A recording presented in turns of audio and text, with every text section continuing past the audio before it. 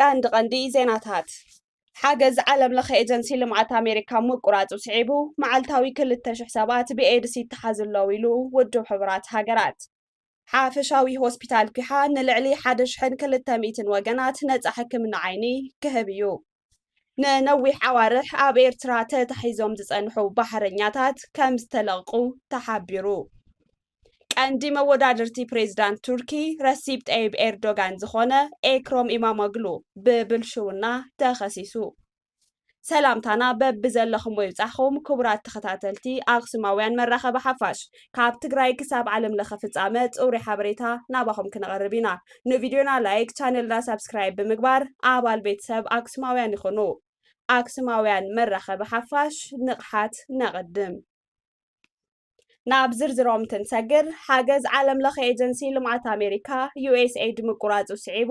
መዓልታዊ 200 ሰባት ብኤድስ ይተሓዙለው ኢሉ ውድብ ሕብራት ሃገራት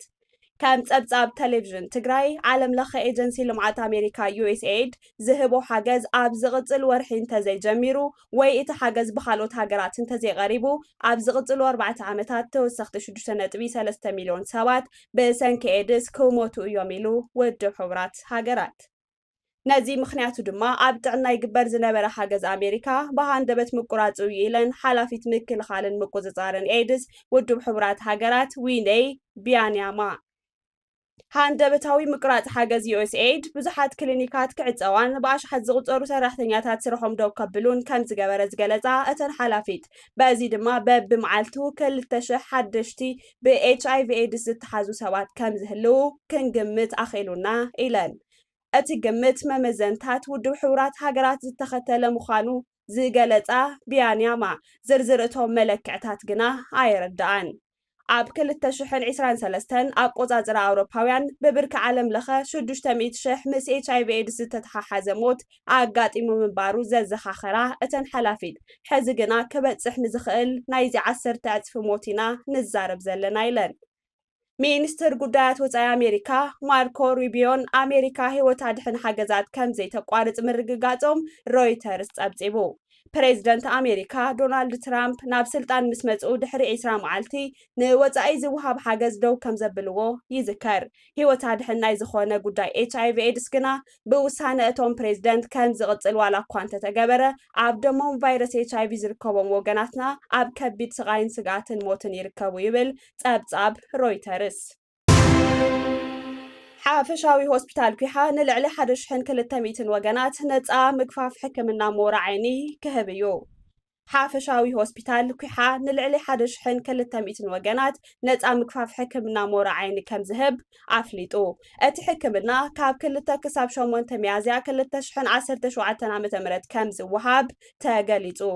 ኣካያዲ ስራሕ ሓፈሻዊ ሆስፒታል ኩሓ ኣይተመረሳ ገብረስላሴ ቢሮ ሓለዋ ጥዕና ምስ ዓለም ለኻዊ ፕሮጀክት ሄማልያ ካትራክት ብመሰረት ዝገበሮ ምትሕብባር እዩ እቲ ሕክምና ክወሃብ ኢሎም ነቶም ፀገም ሞራ ዓይኒ ዘለዎም ወገናት ነቲ ሕክምና ከም ዝህብ ብምሕባር ኣብ 2 ክሳብ 8 ሚያዝያ 2017 ዓ.ም ናብቲ ሆስፒታል ብምምፃእ ክረኣዩን ሕክምና ክረኽቡን ከም ዝኽእሉ ኣፍሊጦም ተሓከምቲ ወፃኣታት መጓዓዝያን መግብን በቲ ትካል ከም ዝሽፈነሎም እውን ገሊፆም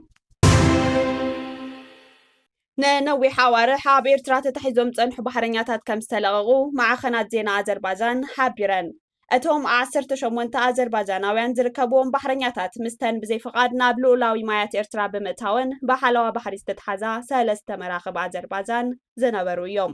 ንመንግስቲ ቅርበት ዘለዎ ትሬንድ ዝተባሃለ ማዕከን ትማሊ ሶኒ ኣብ ዘውፅኦ ፀብጻብ እቶም ኣብ ወደብ ዓሰብ ተታሒዞም ከም ዝፀንሑ ዝተነገረሎም ዜጋታት ኣዘርባጃን ዝኾኑ ኣባላት እተን መራኽብ ናብ ሃገሮም ከም ዝተመለሱ ሓቢሩሎ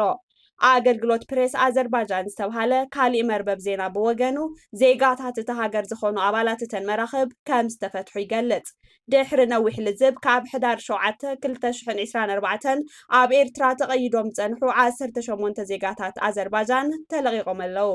ፕሬዝደንት እቲ ሃገር ፕሬዝደንት ኤልሃም ኣሊያቭ ብዝሃብዎ መምርሒ ከም ዝተፈትሑ እውን እቶም ማዕከናት ዜና ጠቒሶም እቶም ፀብጻባት ብዛዕባ ኩነታት እተን መራኸብ ይኹን እቶም ዝተረፉ ካልእ ዜጋታት ዘለዎን ኣባላቱን ግን ዝሃብዎ ዝኾነ ሓበሬታ የለን ቱርኪ ኣብ ምፍታሕቶም ባሕረኛታት ግደ ከም ዝነበራ እውን ንሰብ መዚ ኣዘርባይጃን ብምጥቃስ ገሊጾም። ኤምባሲ ቱርኪ ኣብ ሃገር ኤርትራ ንዝነበሮ ቀጥታዊ ደገፍ ዘለና ዓሚቕ ምስጋና ንገልጽ ይብል ሚኒስትሪ ጉዳያት ወጻኢ ኣዘርባይጃን። ወናኒ እተን መራኽብ ከም ዝበሎ ኣብ ፈለማ ወርሒ ሕዳር እየን ብሰንኪ ዘጋጠመን ሕማቅ ኩነታት ኣየር ናብ ልኡላዊ ማያት ኤርትራ ድሕሪ ምእታወን ብሓይሊ ባሕሪ ኤርትራ ተታሒዘን። እተን ብቀይሕ ባሕሪ ኣቢለን ናብ ኢማራት ዓረብ የምርሓ ነይረን ዝተባሃላ መራኽብ ብዘይተነፀረ ኩነታት ናብ ልኡላዊ ማያት ኤርትራ ምእታወን ይኹን ንክንድዚ ዝኣክል ግዜ ኣብ ቀይዲ ምጽንሐን ብዙሕ ሕቶታት ኣልዒሉሎ። ኣዘርባይጃን ነተን መራኽብ ንምፍታሕ ንልዕሊ 4 ወርሒ ጽዑቕ ዲፕሎማስያዊ ጻዕርታት ከተካይድ ጸኒሓ እያ። ምስ ኢትዮጵያ ሶማልያ ዝርከበን ሃገራት ቀርኒ ኣፍሪቃ ይኹን ኣህጉር ኣፍሪቃ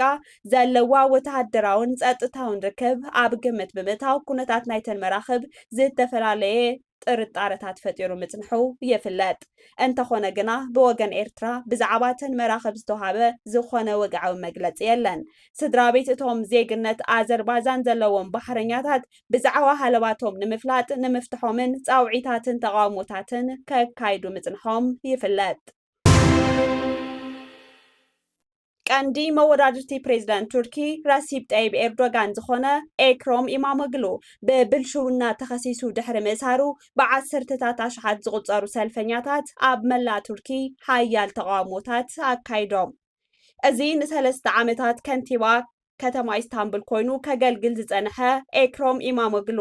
ኣብቲ ድሕሪ 3 ዓመት ዝካየድ ፕሬዝዳንታዊ መረፃ ንሰልፊ ወኪሉ ከም ሕውፂ ፕሬዝደንት ክምረፅ ተፅቢት ነይሩ።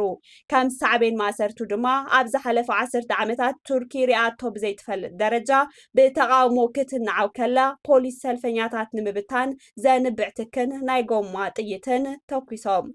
ኢማሞግሉ ኣብ ልዕሊኡ ዝቐርብ ዘሎ ክስታት ፖለቲካዊ ድርኺት ከም ዘለዎ ድሕሪ ምግላጽ ቅድሚ ናብ ማእሰርቲ ምእታው ፈጺመ ኣይንብርከኽን እየ ኢሉ ኣብ ኤክስ ጽሒፉ።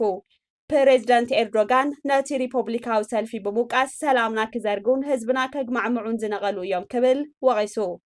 እቶም ሰልፈኛታት ትማሊ ሰንበት ና5 መዓልቲ ኣብ ጥቓ ኣዳራሽ ከተማ ኢስታንቡል ተኣኪቦም ኣብ ቅድሚቶም ብመስርዕ ዝተሰለፉ ኣባላት ፖሊስ ኮይኖም ባንዴራታት ቱርኪ እናንበልበሉ ክጽድሩ ተራእዮም። ሓደ መካይን ፖሊስ ድማ ብሓይሊ ማይ ክግጽዋን ቀጭቀጭ ዘብል ቀመማት ክጥቀማን ተራእየን። በዓልቲ ቤት ኢማሞግሉ ዲሌካያ ኢማሞግሉ ኣብ ግዳም ናይቲ ኣዳራሽ ንዝተኣከቡ ሰባት ኣብ ዘስምዐቶ መደረ እቲ በዓል ቤታ ዝጋጠሞ በደል ንነፍሲ ወከፍ ሕልና ከም ዝትንክፎ ንሰልፈኛታት ገሊጻ። እዚ ብሰንኪ ማእሰርቲ ኢማሞግሉ ተላዒሉ ዘሎ ተቃውሞ ድሕሪቲ ኣብ 2013 ኣብቲ ከባቢ ዝነበረ ፓርክ ብምፍራሱ ዝተጀመረ ተቃውሞ እቲ ሃገር ካብ ዝረአየቶ ዝዓበየ እዩ። ኣብዚ ተቃውሞ ካብ 81 ግዛኣታት ቱርኪ ብውሕዱ ኣብ 55 ሰልፍታት ከም ዝተካየዱ ፈረንሳዊ ማዕከል ዜና ኣሶሺየትድ ፕረስ ኣመልኪቱ። ኢማሞግሉ ምስቶም ብድምር 100 ዝበጽሑ ፖለቲከኛታት ጋዜጠኛታትን ነጋዶን ዝሓለፈ ረቡዕ ንምርመራ ኣብ ትሕቲ ቁጽር ኣትዩ ነይሩ። ትማሊ ሰንበት ድማ ብወግዒ ኣብ ቀይዲ ኣትዩ ገበናዊ ጉጅለ ብምቅዋምን መምሕዳርን ግቦ ብምብላዕን ገንዘብ ብግዴታ ብምቕባልን ኣብ ጨረታ ብምትልላልን ወዘተ ክብል ክስታት ቀሪብሉ። ፍርዲ ክሳዕ ዝወሃቦ ድማ ናብ ቤት ማእሰርቲ ተመሊሱ ይርከብ። ኢማሞግሉ ካብ ናይ ከንቲባ ስልጣን እውን ተኣጊዱ ከም ዘሎ ሚኒስትሪ ውሽጣዊ ጉዳያት ቱርኪ ኣብ ዘውፅኦ መግለፂ ሓቢሩ። ኢማሞግሉ ኣብ ማሕበራዊ መራኸብታት ኣብ ዝዘርግሑ ጽሑፋት ማእሰርቱ ኣብ ልዕሊ ዲሞክራሲና ጸሊም ነጥቢ ክብል ብምንቃፍ ፍርዳዊ ኣገባብ ይኽተል ከም ዘየሎ ገሊጹ። ኣብ መላእቲ ሃገር ዝርከቡ ዜጋታት ኣብቲ ዝካየድ ዘሎ ተቃውሞታት ክጽንበሩን ኣብቲ ናይ ሰንበት ድምፂ ክሳተፉን ኣተሓሳሲቡ። ኢማሞግሉ ትማሊ ሰንበት ኣጋምሸት ብመንገዲ ጠበቃታቱ ኣብ ኤክስ ኣብ ዘካፈሎ መልእኽቲ ነቶም ተቃውሞኦም ዘስምዑ ሰባት ሰላምታ ብምልኣኽ ኤርዶጋን ከም ዘብቅዐ ከም ዘርኣዩ ገሊጹ። እቲ ሪፐብሊካዊ ሰልፊ ትማሊ ሰንበት ኣስታት 15 ሚልዮን ሰባት ድምፂ ከም ዝሃቡ ገሊጹ። ክቡራት ተኸታተልቲ ኣክሱማውያን መራኸቢ ሓፋሽ ናይ ሎሚ ምድላዋት ዜና ኣክሱማውያን እዚኦም ይመስሉ ነይሮም። ምሳና ስለ ዝጸናሕኩም እናመስገና ምስ ካልኦት ምድላዋት ኣክሱማውያን ቴሌቪዥን ሰናይ ጻንሒት ክኾነልኩም ንምነ ሰላም።